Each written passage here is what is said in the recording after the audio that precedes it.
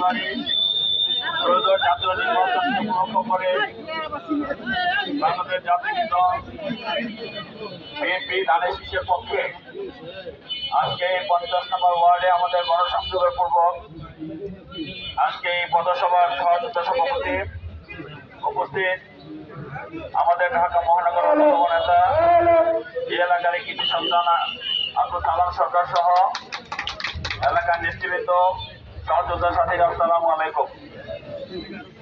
আমরা দীর্ঘদিন এই এলাকায় রাজনীতির সাথে সম্পৃক্ত। গত 30 বছর এই এলাকার মানুষের সুখে দুঃখে আমরা কাজ করে যাচ্ছি।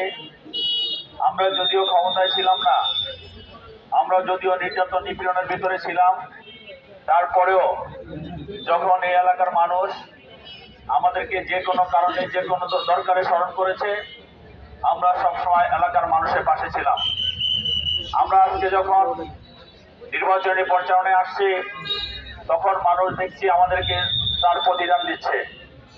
সমস্ত মানুষ, সমস্ত জনগণ ধানের শীষের পক্ষে গণজোয়ার সৃষ্টি করার জন্য রাজপথে নেমে এসছে এবং যে যার যার অবস্থান থেকে বিএনপি ধানের শীষকে সমর্থন করছে।